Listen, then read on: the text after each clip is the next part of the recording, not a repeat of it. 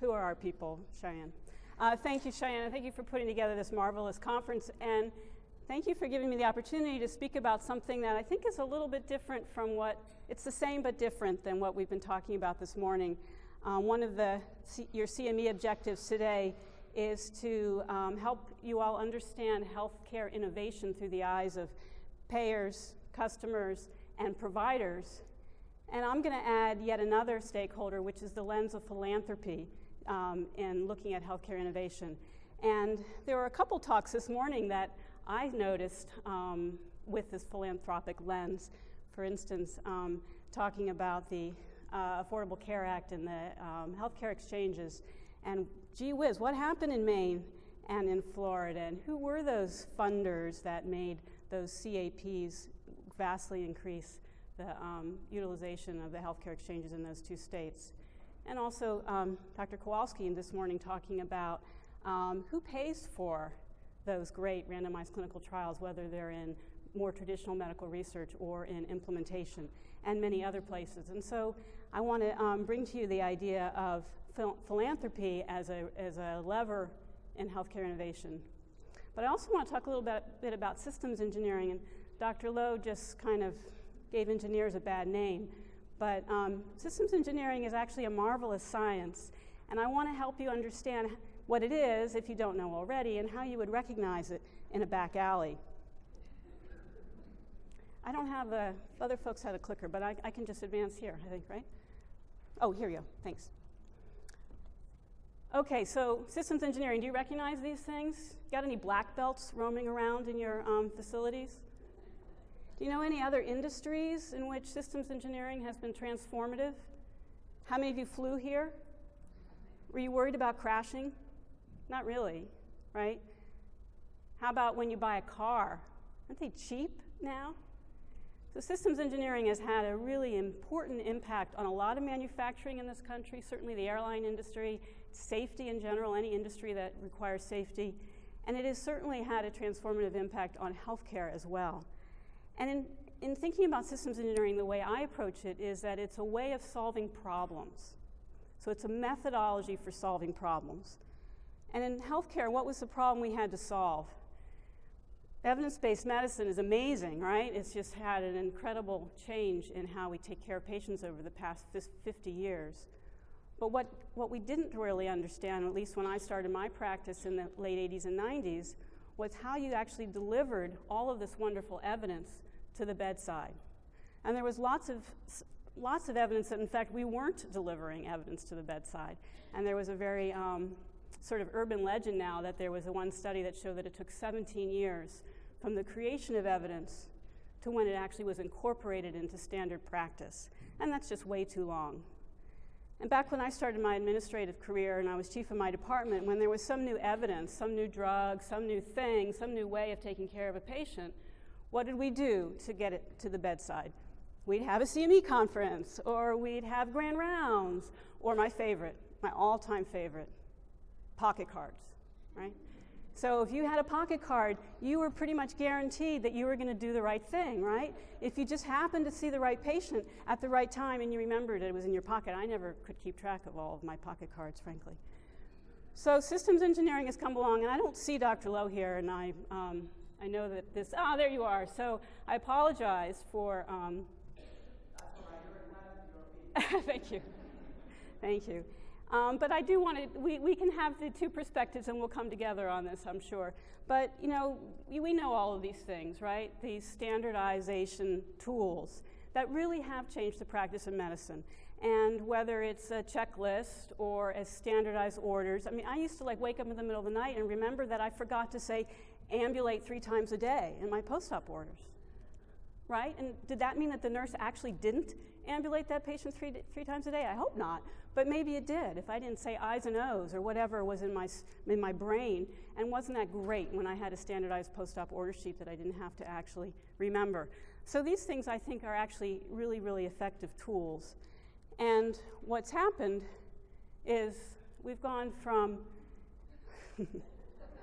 sorry for the language, Dr. Lowe, but we have gone from a craft of medicine to a system of medicine, which doesn't mean that the art of medicine isn't still really important. but it actually frees up the doctor and the patient or whatever provider to actually practice an art and not have to remember what's in their pocket card. And I would say that this transformation in medicine has created a much more reliable system, a much more efficient system, much higher quality outcomes. And does anybody remember Marcus Welby, by the way? Everybody remembers. People in my class at Yale I know remember. But so he was a craftsman. He had his black bag and he went out on house calls, and every single patient was a new discovery and a new journey. And that's wonderful. But I think Marcia Welby probably makes fewer mistakes. So how is this relevant to philanthropy? Well, the problem to solve in philanthropy is that there are trillions of dollars in private wealth that are not being directed towards social impact. And a lot more than the government, frankly, if you really think about how much money is in private foundations and private wealth. Philanthropy is practiced randomly. It's driven by the heart, which is great, but there's very little science. And this is true not just for charitable giving, but also for how investments are made. And it's still absolutely a craft. Now, why do you all care about philanthropy? Certainly because philanthropy has the opportunity to change healthcare. And we saw 2 examples of it this morning. But also, we are all philanthropists. Whether you're saving up your cans of food to give to the food bank at Christmas time, or you're going to your friend's fundraiser for their favorite charity, we make decisions all the time about where we want to spend our philanthropic dollars. And who knows whether it's better to volunteer at a food bank, or to write them a check, or to give on a national level. We have no idea, right? But we just do what our heart tells us. Also, as investors, we make decisions all the time about where we're going to put our money. Sometimes it's in our 401ks. Do we ever think to ask Fidelity or Vanguard where our money is? How about when you sit on the board of very wealthy institutions that make decisions all the time about where their money is? Yale, maybe? So I think that we all have to think about how capital is used in this world. And certainly if we care about healthcare and we want to have yet another lever to drive healthcare improvement. So some work is being done in this regard. Amanda this morning talked about randomized trials, and I know that she works with an organization called IPA, or Innovation for Poverty Action, which started by Dean Carlin at Yale. And they are trying to very hard and doing some really incredible work in applying an evidence base to global development and alleviation of poverty worldwide.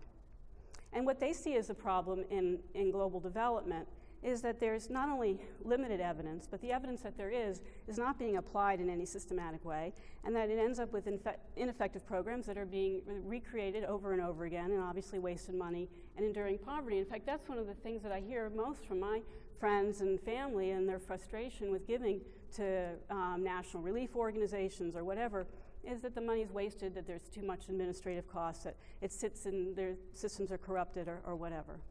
So what can we do to solve this problem? And I would say some of the same tools that have been applied so effectively in medicine can in fact be applied in global development and global healthcare as well. For instance, this case study, and hold on just a second.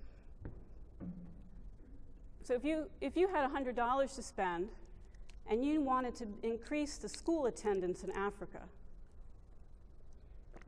because you know that especially girls, if they go to school in Africa, that they help interrupt the cycle of poverty, that they improve the general health of their entire family, that it lasts for generations, they're less likely to have maternal mortality or infant mortality, and on and on and on.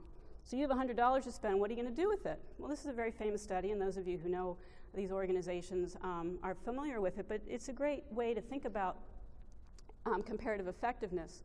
And so what the studies were is if you spent the same amount of money on buying school uniforms or in paying for tuition in primary school or merit-based scholarships and measuring how much that impacted school attendance versus deworming kids in the population, so providing anti-parasitical medication.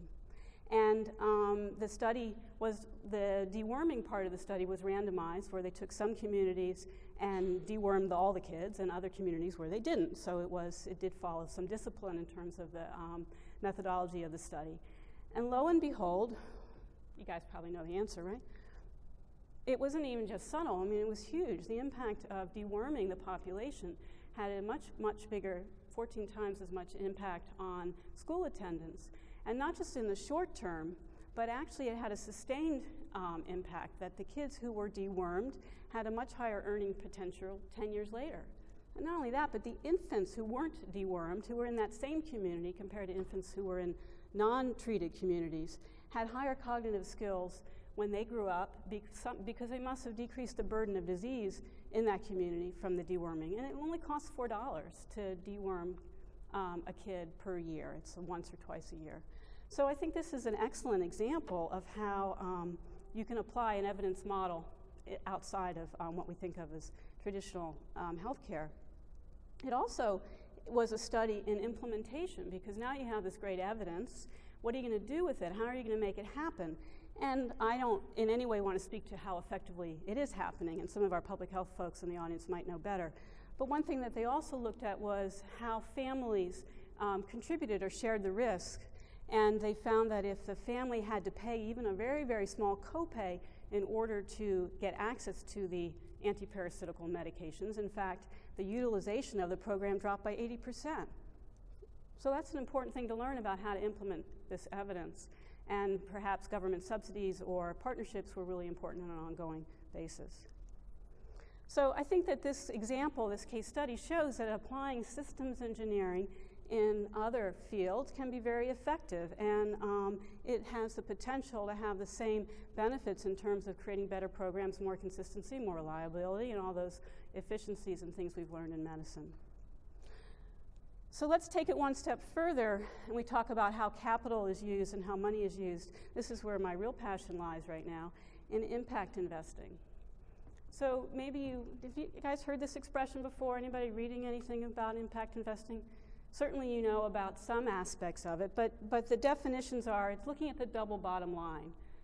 So how is capital, how is money invested not only for financial returns, but also for social returns? It can be an opportunity to have mission-driven investing. It can be a way of personally aligning how you use your money with your whatever your mission or goals is, and certainly organizations too. You've probably heard about efforts from large universities in divesting in coal, or Rockefeller recently divested in oil, which is kind of particularly funny. Or you as an individual might decide that you want to know what's in your portfolio, and you want to make sure there aren't any companies that are making guns or cigarettes in your portfolio. That's divesting. So those are passive ways of changing your investing strategy so that more aligns with your personal social mission. Does it have an impact on those companies? It does. I think that the one case study that we know probably did have an impact was during the apartheid years in South Africa, that it was a global effort to strangle. It was sort of like an embargo from an investment point of view. It probably did have an impact on the South African government. If you all go home today and decide that you're not going to invest in R.J. Reynolds, I don't know. But wouldn't it be nice if we could study that? Wouldn't it be nice to have some information so you could make informed decisions about how you use your money? So what if I got you all excited about this and you guys all go home and do your research and you decide this is your new passion? What are the opportunities to dabble in impact investing? Well, impact investing can actually parallel a portfolio the same way that traditional investing has. You can have a risk balanced, you can talk to your money manager, you can have, if you look, let me see if I can do this pointer without actually turning my slides off. Oh, I did it. All right. Okay. So if you got two axes here, you've got market rate, and you've got maybe more risky rates. And over here you have what we're calling indirect impacts versus direct impacts. So we've got four major bundles here, but obviously these lines can be a little blurred. This bundle is what we consider more public markets. So those are your traditional mutual funds, things that you would find some sort of money manager to help put together for you. There's so many impact investing products out there right now. But in general, a public market fund is one that's filtered for something that, some sort of rating. People are talking a lot about ESG filters, which are environments, social, and governance ratings. So the companies that are part of that public fund have been rated based on their impact in these other places. And all the way down to the other quadrant in terms of direct investing, that would be where you're actually investing in a particular company or a particular system, and everything in between. So let me give you some more specific examples that might help you think about this. My background is in women's health, and I'm particularly interested in filtering my investments based on women's issues. So how is that going to make a difference? Well, when you're looking at, oops, I did it again, public funds, maybe those funds are filtered based on the number of women in leadership positions. So all the companies in that fund have a certain number of women on their boards, or they have favorable family leave policies, or other things that I might want to apply, or they're environmentally sound, or whatever. And the interesting thing in particular about women's filtered investments are that they tend to be actually higher than market performing. So some of these products have been around long enough that you can actually look at their track record and say that I'm not making any compromise in my financial returns at all, and in fact they really are performing very, very well. Or, I can't remember which button it is again. I think this one, okay. So then there might be venture capital funds where they're being filtered based on who the fund managers are. Are they run by women? Are they looking at products that impact women's lives? A little bit more risky. You might not have the same safe returns, but maybe there's a higher upside, and maybe that's less liquid. Maybe you have to have your money in those funds for longer. Private debt, these are tend to be more global, but not necessarily. These are ways of managers will pool funds from different investors to create access to capital, access to loans, micro-lending in different communities. It can be global, but it can be local too. There's certainly plenty of under-resourced areas in our own cities where access to capital, access to loans has a tremendous advantage for those communities. And then there's more directed opportunities where you're actually, maybe there's some reproductive health device company, some new contraceptive device company where I as an investor can actually directly invest in that company. Very risky, but as a part of a balanced portfolio, maybe that's something I want to do. The good news is that there's tons of products available, and this has really been customer driven. So when you call up your fund manager for your 401k and say you want to know what's in your portfolio after 20 years, they're going to pay attention to you, and they might tell you about some of these publicly available products, and you might like to know what their track record is.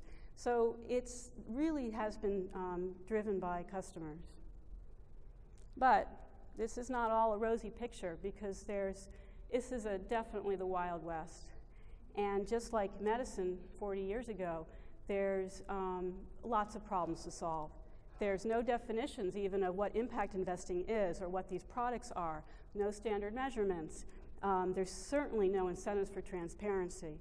And we don't know what the unintended consequences are. If I'm investing in a green energy fund, I don't know if I'm doing damage somewhere else.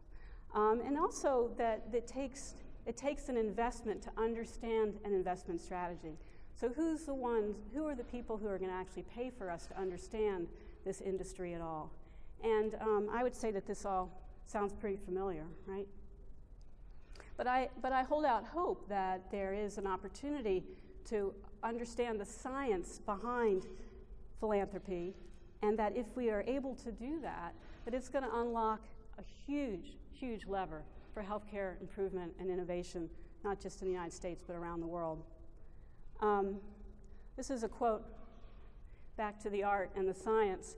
Melinda Tuan did a great study of all of the different measurement methodologies available in the philanthropic and investment space. And basically she says that until a tremendous amount of resources are invested in creating a comparable infrastructure of measuring and analyzing the results in the social sector. Integrated cost approaches to measuring and or estimating social value, and that's really the crux of it, is how do we measure value of social impact, will continue to be practiced more like an art than as a science. So I hope I've created another way of thinking about healthcare innovation. I certainly think we'd all agree that tremendous progress has been made in medicine, that some progress is being made in global development, but that the opportunity to how we use capital for social good is enormous, and that we all can have a role to play in that. And that the systems approach is a really important part of that, and it can have a huge impact not only on how we directly provide care, but also on a more global picture of how we change our culture and our strategy for healthcare innovation. Thank you. Any questions?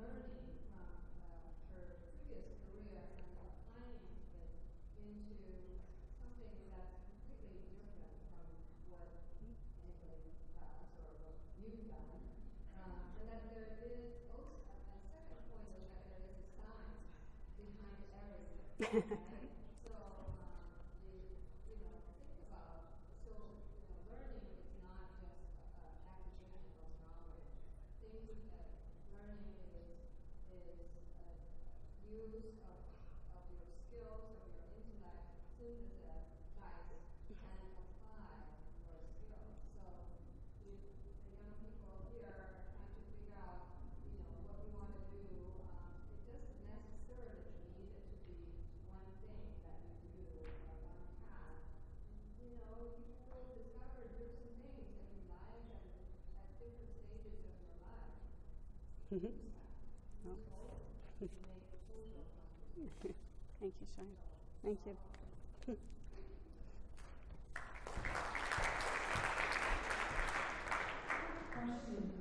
Oh, sure.